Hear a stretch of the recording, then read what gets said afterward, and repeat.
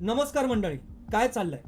पूर्वी या देशामध्ये काय चाललंय असं विचारलं ना की लोक मिश्किलपणे म्हणायचे 51 52 53 54। हाँ राजू भाई क्या चल रहा है?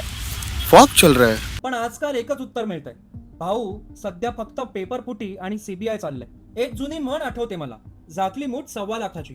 पण आजकालच्या शिक्षण सम्राटांनी ती मूठ अशी काय उघडलीये की फाटला खिसा आणि उडाला शिक्का, अशी त्यांची अवस्था झाली.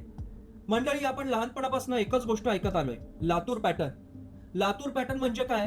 तर प्रामाणिक कष्ट, रात्रभर जागून अभ्यास करणारे विद्यार्थी आणि विद्यार्थ्यांना पोट तिडकीने शिकवणारे ते शिक्षक. पण याच लातूर पॅटर्नच्या भूमीत काही लोकांनी असा काही शॉर्टकट पॅटर्न काढलाय की थेट दिल्ली सुद्धा हादरलीय. मी बोलतोय आरसीसी अर्थात रेणुकाई करिअर सेंटरचे सर्वेसर्वा आणि लातूरचे लाडके, नवे नवे लातूरचे नाही तर अख्ख्या भारताचे लाडके शिवराज रघुनाथ मोटेगावकर उर्फ एम सर यांच्याबद्दल. त्यांची ती ऍडव्हर्टाइजमेंट तर आपण सगळ्यांनीच पाहिली. आरसीसी नाम सुन के फ्लावर समझे क्या? आरसीसी में तो हर कोई फायर है. ऑफलाइन रहने दो, ऑनलाइन रहने दो, झुकेगा नहीं साला. काय डायलॉग आहे बॉस, झुकेगा नाही साला. अल्लू अर्जुनने पुष्पा चित्रपटात चंदनाची लाकडं चोरून आपला व्यवसाय उभा केला आणि इथे आपल्या लाडक्या एम सरांनी थेट नीटची प्रश्नपत्रिका उचलली. पुष्पा तर फक्त पोलिसांना चकवा द्यायचा, पण इथे सरांनी थेट सीबीआयलाच फ्लॉवर समजण्याची चूक केली. ते म्हणतात ना, अति तिथे माती.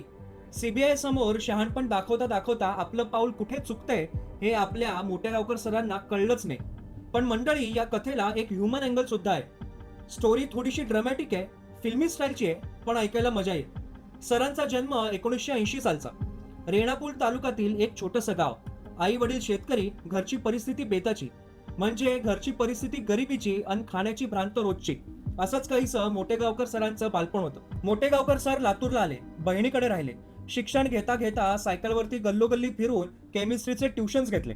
सायकलवरती फिरता फिरता त्यांच्या डोक्यामध्ये केमिस्ट्रीचा लोचा कधी सुरू झाला हे त्यांना कळलं नाही. केमिस्ट्रीमध्ये MSc गोल्ड मेडलिस्ट झाले आणि हुशार माणूस म्हणून पंचकृषीमध्ये त्यांचं नाव झालं. 1999 ते 2003 चा काळ.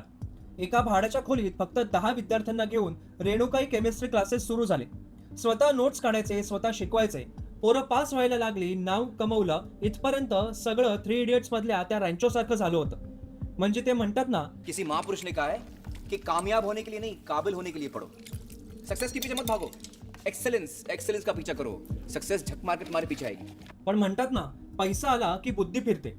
अहो, आपल्याकडे तर म्हणच आहे, जिथे लक्ष्मी असते तिकडे सरस्वती नसते आणि जिकडे सरस्वती असते तिथे लक्ष्मी नसते. हळूहळू सायकल गेली आणि सायकलच्या जागी कार आली आणि कार आली तसंच आलिशान टॉवर्स देखील आले.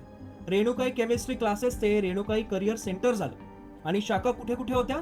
लातूर, पुणे, नाशिक, छत्रपती संभाजीनगर, नांदेड, सोलापूर, कोल्हापूर, अकोला. अख्खा महाराष्ट्र आरसीसीने काबीज केला. वर्षाला तब्बल 40,000 विद्यार्थी प्रवेश घ्यायला लागले. आता गणित मांडूया. एका विद्यार्थ्याची फी साधारण 50 ते 60,000 रुपये. स्पेशल बॅच असेल तर 1.5 लाख ते 5 लाख रुपये. वर्षाची उलाढाल तब्बल 100 कोटी रुपयांपेक्षा जास्त. याला म्हणतात कोचिंगची फॅक्टरी. सर स्वतः अभिमानाने सांगायचे की डॉक्टर आणि इंजिनियर बनवणारी ही फॅक्टरीच आहे. पण सरांना हे समजलं नाही की फॅक्टरीतून गाड्या बाहेर पडतात, पण डॉक्टर लायसन्सने तयार होतात, लीक झालेल्या पेपर्सनी नाही. आता मूळ मुद्द्यावरती येऊया. या घोटाळ्याचा दिवा कुठे पेटला माहितीये? सरांच्या अतिउत्साहामुळे. आजकालच्या जमान्यात फेसबुक, इंस्टाग्रामवरती रील्स बनवल्याशिवाय अन्न पचतच नाही. सरांच्या इंस्टाग्रामवरती 66,000 पेक्षा जास्त फॉलोअर्स. ऋतुजा पण आहे. ऋतुजा बेटा, कसा गेला पेपर तुला? Chemistry, physics, bio? खूप छान केलं सर. आणि तुम्ही जे 101 क्वेश्चन्स दिले होते ना, त्या 101 क्वेश्चन मध्ये मोस्ट ऑफ त्याचं आले होते. अरे वा, आपण जे शेवटी मॉकला जे घेतो आपण ते सगळे क्वेश्चन्स. वा, व्हेरी गुड. मॉक पेपर हे म्हणजे आरसीसी पेपर फॉलो केली more than sufficient. More than sufficient आहेत सर ते. अच्छा, व्हेरी गुड. खूप छान. अभिनंदन. 3 मे 2026 ची नीटची परीक्षा झाली. परीक्षा संपली नाही तोच सरांनी कॅमेरा ऑन केला आणि विद्यार्थ्यांसोबत एक प्रमोशनल व्हिडिओ बनवला. या व्हिडिओमध्ये एक विद्यार्थिनी चक्क म्हणते, तुम्ही जे शेवटी 101 प्रश्न दिलेत ना, त्यातलेच बहुतांश प्रश्न परीक्षेत आले. आम्ही तर खूप खुश आहोत. RCC is the best. अरे वा, काय हा चमत्कार. हिमालयात तपश्चर्या करणाऱ्या साधूंना जे जमलं नाही ते आपल्या एम सरांना जमलं. सरांनी दिलेले 101 प्रश्न थेट नीटच्या मुख्य परीक्षेत विचारले गेले. हा व्हिडिओ सोशल मीडियावरती गेला आणि लातूरमधल्या एका जागृत पालकाच्या डोक्यात शंकेची पाल चुकचुकली.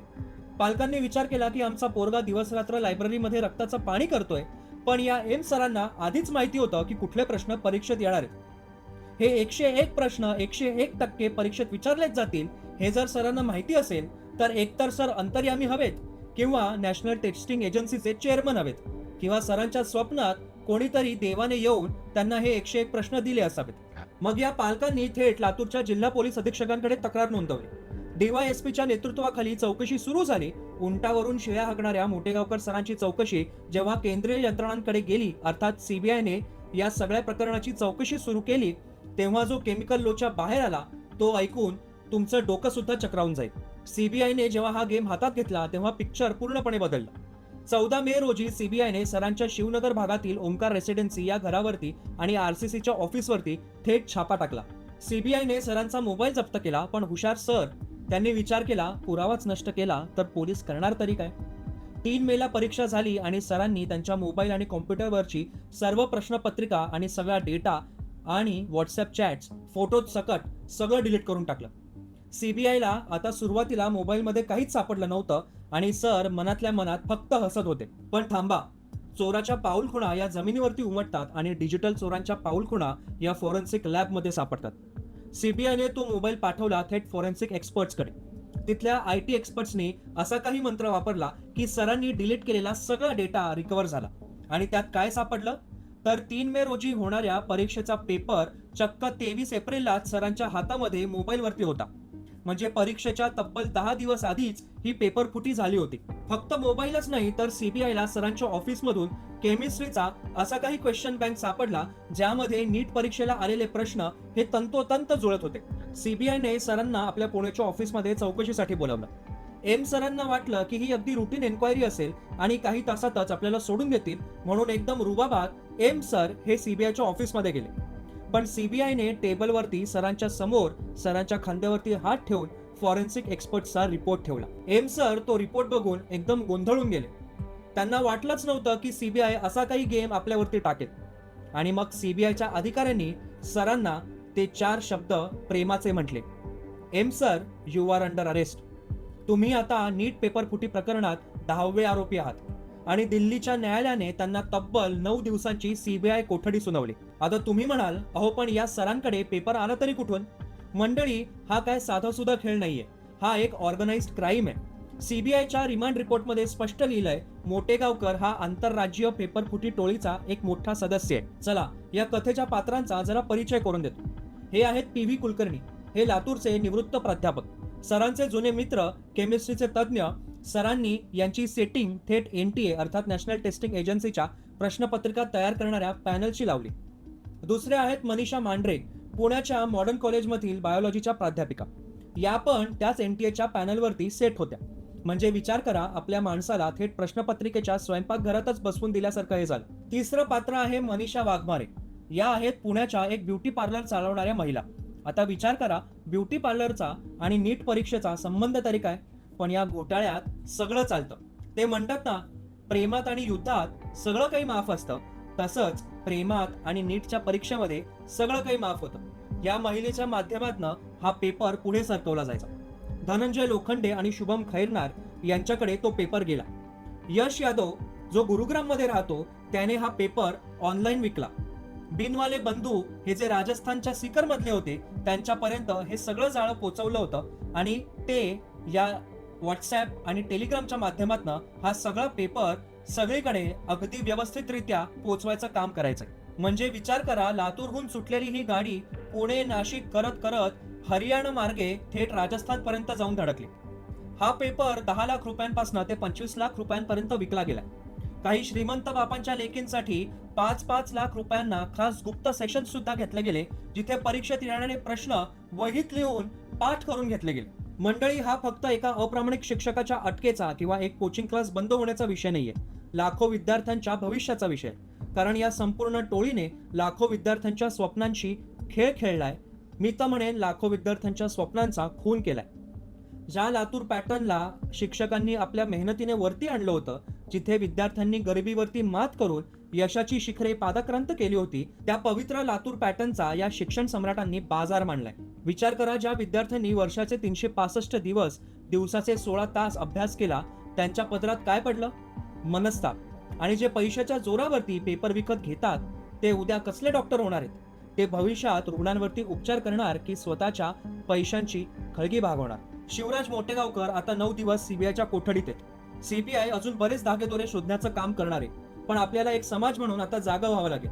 जोपर्यंत आपण विद्यार्थ्यांच्या गुणांवरती विश्वास ठेवणार नाही, जोपर्यंत या पैशांवरती चालणाऱ्या कोचिंग फॅक्टरांचा देव पण आपण बंद करणार नाही, तोपर्यंत हे मोटेगावकर आणि या मोटेगावकरांच्या अवलादी या अशाच जन्माला येत राहतील. अतिहाव आणि विनाशाचं नाव हे आपण वारंवार सिद्ध करून दाखवलंय. कारण ज्या लातूर पॅटर्नने संपूर्ण जगामध्ये नाव कमवलं होतं, त्याच लातूर पॅटर्नला आता गटारात टाकण्याचं काम या मोटेगावकर सारख्या सरांनी केलंय.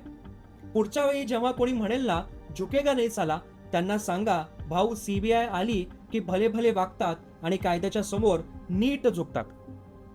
या संपूर्ण प्रकरणाबद्दल तुम्हाला काय वाटतं ते मला कमेंट्समध्ये नक्की सांगा.